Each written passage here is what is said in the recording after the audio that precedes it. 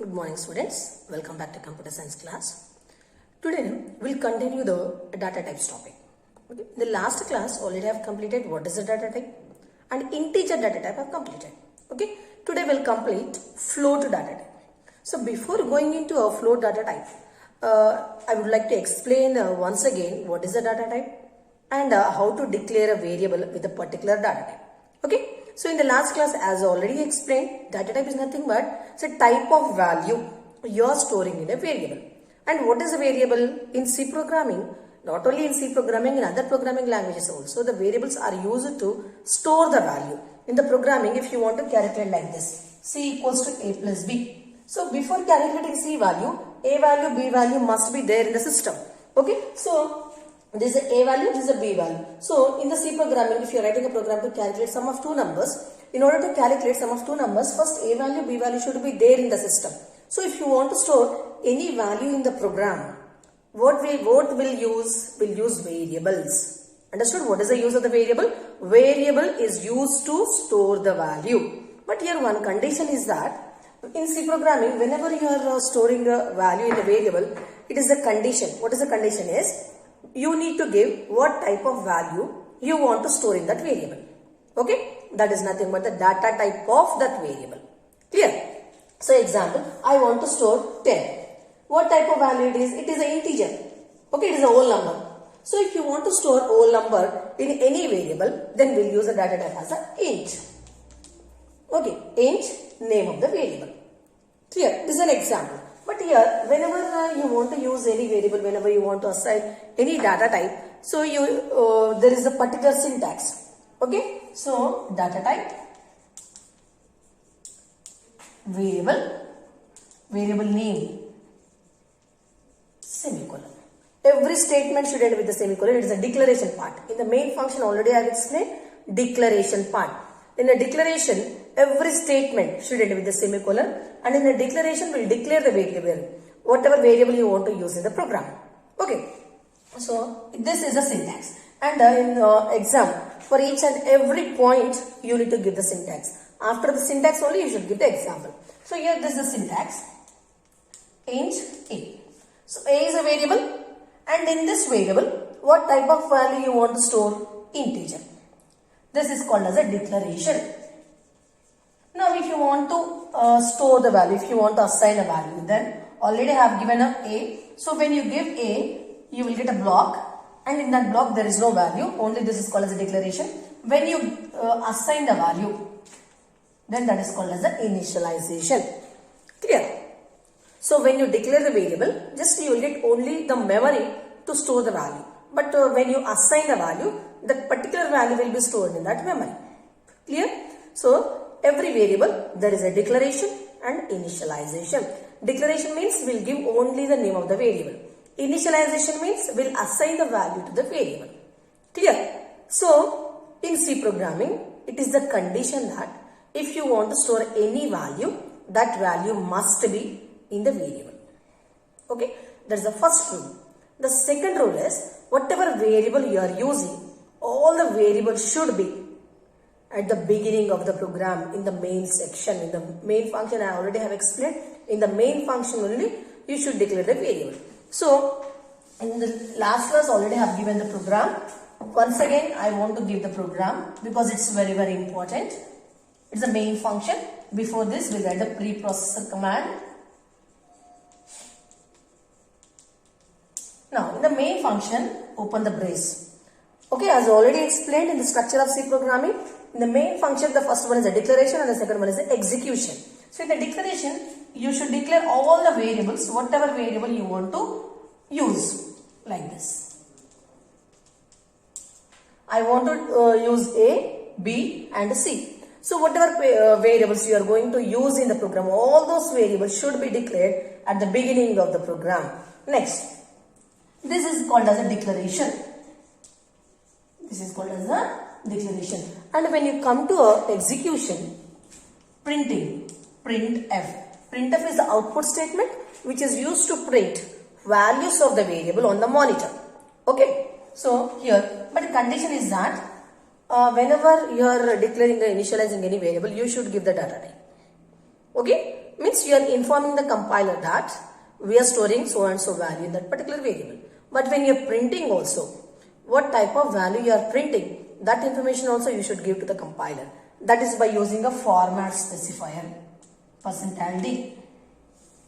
%d for integer. Now, I want to print only the C value. So, see example, if it is A is an integer, B is an integer. So, whatever result you are going to get from that is also integer. So, that is why I am giving a %d. And what variable you want to print, that you should give. This is a simple program. Main function, declaration, execution. Clear? So, in the declaration part, what will give, whatever variable you want to use in the program, all those variable will give. In the execution part, what you want to execute, what you want to do with that variable, that will do. Okay? And one more condition is that the number of format specifier and the number of variables should be same. Here you are writing a 2 format specifier and you are printing only one variable. It is not according to the syntax. Number of format specifiers and the number of variables you are going to print, that should be same. Clear? And the sequence, in the same sequence. Example, for 1%d for A, 1%d for B, and then in the same sequence A, B you should give. It should not overlap. Clear? So this is about data types. And in this data types, in the last class, I have explained integer. Okay? Integer, there are main two. You leave signed and unsigned. Okay? Integer, long int. Here, what is the main difference is, integer and the long integer is, example, you have two students. Okay? One student is a second class and one student is a 8th class example. Both are student only. What is the difference there? One is from second class and one is from 8th class. The range is different. Okay? So, as I already said, integer is used to store the whole numbers. But whole numbers are also different. One number may be a small, one number may be a very big. In that cases, instead of wasting memory, we'll use a small data type for a small value and big data type for the big value. So, example, if you are having the two values like 1000 you have, 50,000 you have. Okay, both are different. If it is 1000, we'll use an integer data type. If it is 50,000, then we'll go for the long int. Then what is the main difference between these two? If you have a value up to 32,767, then we'll go to the int. If you want to store a value above the 32,767, like a 40,000, 50,000, we'll go for the long int. That is the difference. But both are integers only. The value you are storing in the system, that is the different. Clear? And signed and unsigned both are same. But unsigned means is the positive numbers. Signed means is the negative number. Means it will store the negative number also. If you want to store the negative numbers, then we'll use a signed int. If it is you are storing only the positive numbers, then we'll go for the unsigned int. That is the difference. It's very, very simple. What is the use of the data type? It defines what type of value you are storing and how much memory it requires. Okay. So it is an integer. If it is a int, 2 bytes. And it is a long int, 4 bytes. Clear? That's it. Means if you are declaring any variable as an int data type, for that particular value, will give 16 bits of memory, will give 2 bytes of memory, will give. If you are declaring any variable as a long int, so that particular variable will give a 4 bytes of memory. Okay. Here one point you need to consider is, you are storing 10,000, but you are giving a long int. Okay. See, it's a 16 bits like this, 16 bits. This is for storing 1000, it is enough. But for this, if you are giving a 4 bytes, means 4 into 8, how many? You calculate 32 bits you are giving. You are wasting a memory. So, it depends on the value you are storing. Based on that, you choose the data type. If it is a only small value, you go for the int. If it is a big value, you go for the long int. Clear? Now, this is about data types. But here, maybe you have observed one disadvantage is there. I want to store 10.5. Is it possible by using an integer? No. Because integer data type, it will store only the whole numbers. It won't accommodate the decimal values. But in a real-time cases, in real-time examples, you need to store values with decimal places. Then this integer data type is not suitable. In that case, you can select one more data type from a C programming, that is a float data type. Understood? If it is only whole numbers, then we'll go for the integer. But if any variable want to store a number with the decimal places, then we'll go to the float. This is called as a fractional part. Clear? So, what is the use of the text data type? If you want to store the decimal places, then we'll go to the float data type. Okay, like this. And here also I will give you the syntax. Same syntax you can write for all the data types. Data type, variable name, declaration. Like here, what data type we are using? Float. Variable name is example pi. This is called as only the declaration. But if you want to store the value, float pi equals to 3.14. So here these two are called as the decimal places and this is called as a whole number. Right? So if you want to store such type of values in a C programming, then we'll go to the float data type. Understood? If it is only the integer, then we'll use integer data type. But if any number is expected or if any number is storing a decimal places, then we'll go to the float data type. Again, in float also, that depends on the decimal places after this point. Here we have a different types of floats that we'll discuss now. Okay? Right. Okay. Here now we'll discuss about the float. Float data type is again divided into two categories. One is the float and the second one is the double. Okay. Here float, for a float how much memory you are giving is 4 bytes of memory we are giving, and for double we are giving 8 bytes of memory. Okay, and 4 bytes of memory with 6 decimal places like this: 1 4 0 1 2 3 4 5, 6 decimal places, and it is 8 bytes. Here some 15 to 60 decimal places you can give. Only that is the difference. What is a float actually here? Float is used to, it is a variable only. It is a data type only. It is used for the variable. But for any variable, if you have given data type as a float, you can store a value with the decimal places. So it is again that float is divided into two categories based on the number of decimal places. Okay. If it is a float, it is the 4 bytes of memory we are giving with 6 decimal places, and it is a double. Again 8 bytes of memory we are giving with 15 to 60 decimal places. That's it. That is the difference. Clear? Now we'll write example program using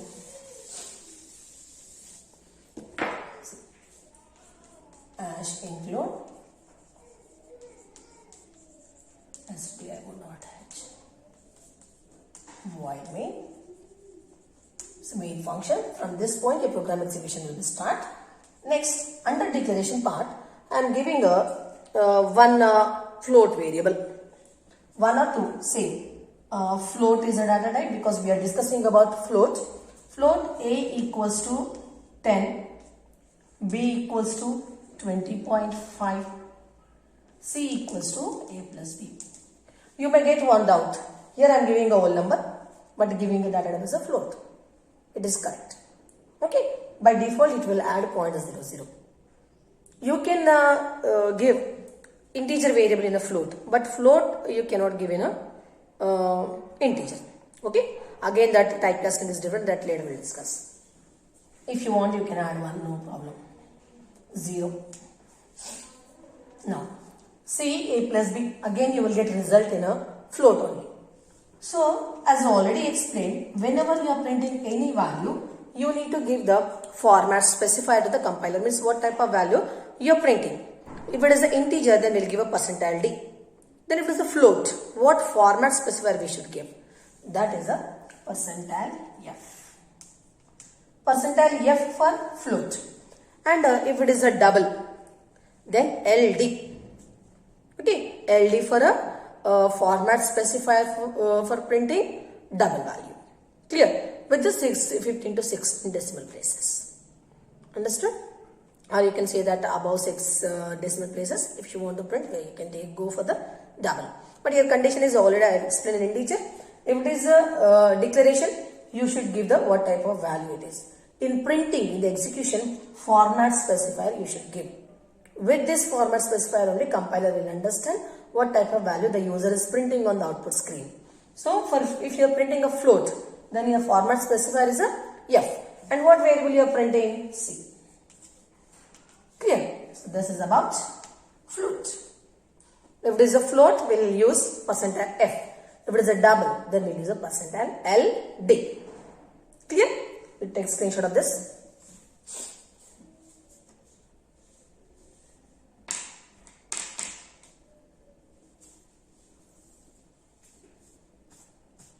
Now, we'll discuss about one more data type, character.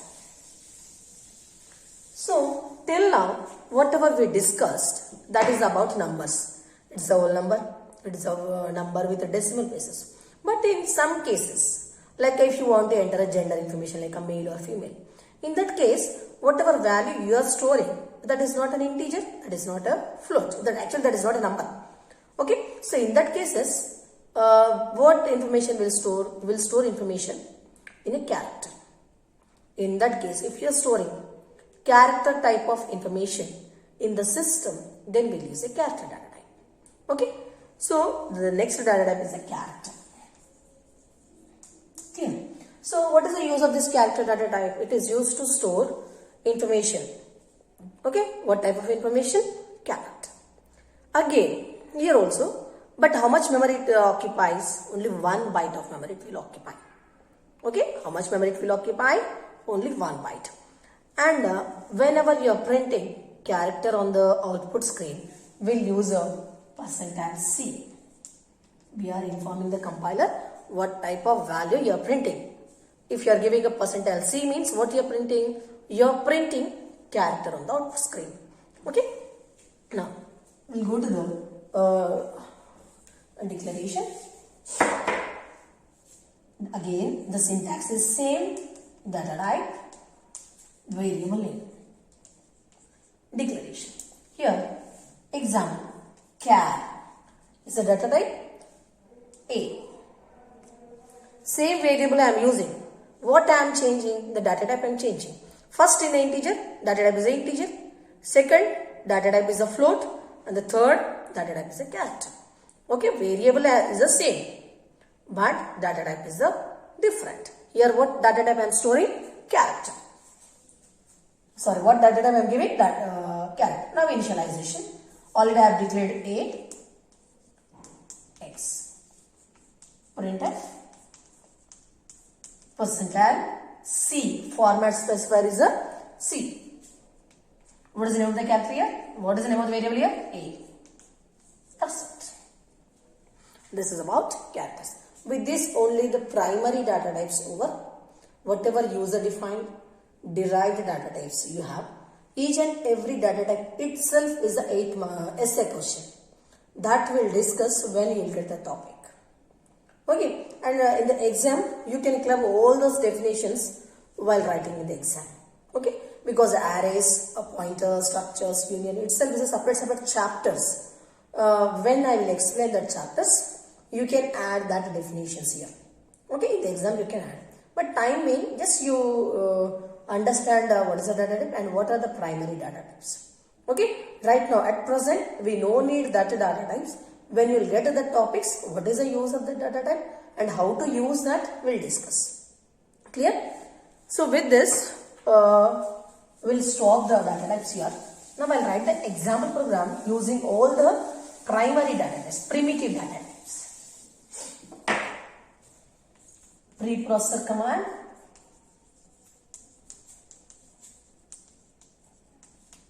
Next, immediately I am writing a main function. In the main function, declaration part. In the main function, in the structure of C programming, already I have explained declaration, execution. In a declaration, what we'll do, we'll declare all the variable what you are going to use in the program. So here I am writing a program to calculate sum of two numbers and I am printing one character also. See, int a equals to 10. In the same line, I am declaring and initializing. And one more point, when you are changing the data type, you should start in a new line. So here I am changing integer. The second one is the float, b equals to 10.5, c equals to a plus b. Okay, now character a equals to x. Here no need of character, but it is there in the primitive I am explaining. A value is an integer. When you are changing the data type, you should start in a fresh line. Float, here it is integer, float. And here I am terminating the line by using a semicolon. You can end the line using a semicolon. Float b equals to 10.5, c equals to a plus b. I am declaring c type of float because when you mix the integer and the float, means when you add one integer and one float, you will get result in a float only. So that is why the resultant variable, whatever you are declaring, that whatever you are using, that I am declaring as a float. Now the next one is a equals to x. Here a plus b is calculated and that result is stored in a C. So that is why C is called as a resultant variable. Now I am printing. Printf, it is a function. First I want to print a value. A value is an integer, %d. Next I want to print b value, float. Next I want to print c value, float. Next I want to print a character, c. No need to give a comma between. Okay, number of format specifiers, the sequence of format specifiers, the sequence of variables should be same. First %d for a, comma. The second one for b, comma. Next c. The next one is here already I have given a, so change the variable a1. So in the program there should not be duplicate variables, so I am giving instead of a1. Okay, it is a valid. Variable name can start with the alphabet, but it should not start with the digit. One a is not valid, but a1 is valid. Right? Now, proceed this. This is a simple program using all the primitive data types. Okay, whatever user defined, derived data types are there, that we'll discuss later when that chapters start. Clear? Just you take screenshot of this. This program is very, very important. When you write what is the integer, what is the float, what is the character, at the end of all the primitive data types, you need to write one example program in the exam. Example programs are very, very important. And if you have any doubt, we'll discuss in a live class. Okay? Thank you.